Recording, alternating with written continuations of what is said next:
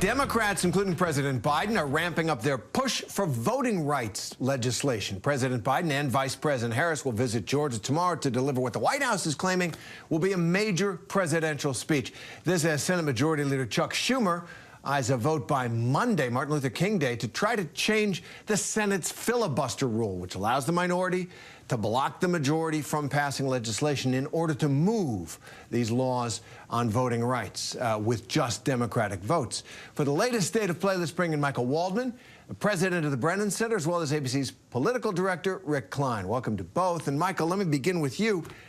Can you put into perspective what kind of chances this might have, what kind of maneuvering we're seeing happening out in the states that may make it easier to manipulate elections? And do you think the federal government can cure that? Well, it is a very big moment in the fight for American democracy. This is something historians will be studying for a long time. We know that in 2020, despite the pandemic and despite voter suppression, we had the highest voter turnout since 1900. And we know that the response was Donald Trump's big lie, the insurrection driven by that big lie, and a wave of new voting laws in states across the country. By our count, 19 states passed 34 laws to make it harder for people to vote, all driven by that big lie of a stolen election. Congress has the power to act to stop this and to enact national voting standards. And voting rights advocates have been urging Congress to do it. The legislation, the Freedom to Vote Act and the John Lewis Voting Rights Advancement Act, both have passed the House of Representatives. Both have the support of a majority in the Senate. Both are being blocked by a Republican filibuster. So this week, they're calling the question. Will they choose voting rights, or will they choose to keep the Senate rules exactly as they are and allow these state laws to stand?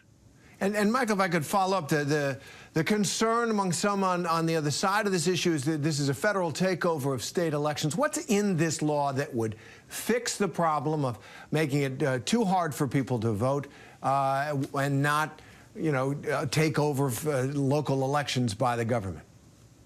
Sure. I mean, states run elections, but the Constitution very clearly gives Congress the power in the elections clause, as it's known, to set national standards for federal elections. It's done so many times before.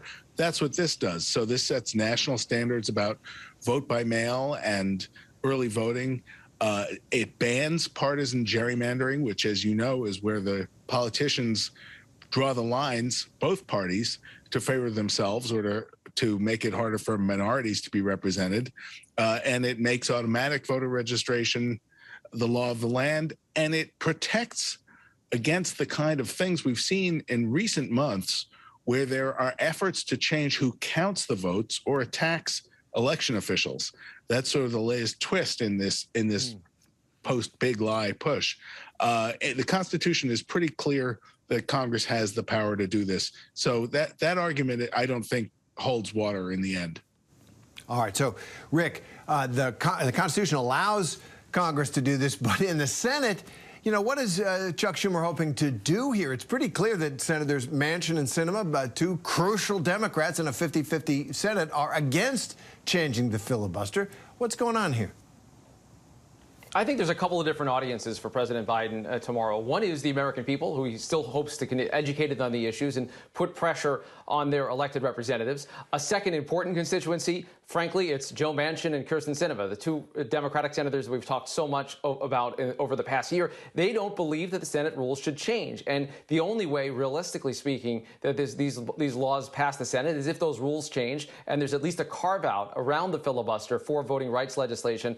And the third group, frankly, is the Democratic base, because it has been an important item that for many Democrats, including many in Georgia, they feel like it has been underappreciated, the importance of this moment. They heard in President Biden's speech last week commemorating the violence of January 6th, the stirrings of the kind of rhetoric and the kind of direct calling out of Trumpism and the big lie that they hope they'd hear a lot more of over the last year. And it is an issue that Democrats hope will galvanize them in the months ahead, whether or not the voting rights law changes at the federal level, to get Democrats engaged in elections. That's a very important constituency tomorrow as well. So the president trying to use the bully pulpit to get this through the Congress. But is there, first, beware of what you wish for?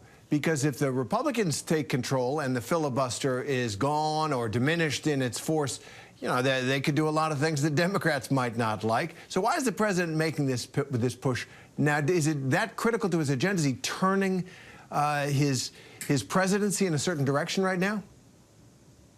Oh, I think last week we saw a pivot point in terms of how directly he's engaging President Trump. And I think much of the first year, to the chagrin of many of his allies, was spent trying to rekindle the flames of bipartisanship, hoping that Republicans would see the light and work with him. That largely hasn't happened, with only a few exceptions. And it definitely hasn't happened around federal voting rights. And I think you see the frustration in what President Biden has said. He is someone that's a creature of the Senate. He didn't want to go into this saying that he would change the Senate rules. And yes, Democrats have to be concerned, and Republicans are already talking about the things that they might do if they had a united government and just a simple majority in the Senate, the kind of conservative legislation. Frankly, they could undo a lot of the things that Democrats are doing right now just as easily if it's just a 50-vote majority that carries things in the Senate. And there's been a slippery slope for years in terms of the erosion of what the filibuster can do. The Democrats and the Republicans have gone back and forth in power and had it apply to fewer and fewer confirmations. This so far has been sacrosanct, the idea of actual legislation.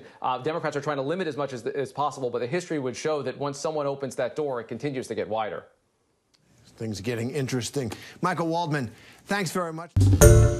Hi, everyone. George Stephanopoulos here. Thanks for checking out the ABC News YouTube channel. If you'd like to get more videos, show highlights, and watch live event coverage, click on the right over here to subscribe to our channel. And don't forget to download the ABC News app for breaking news alerts. Thanks for watching.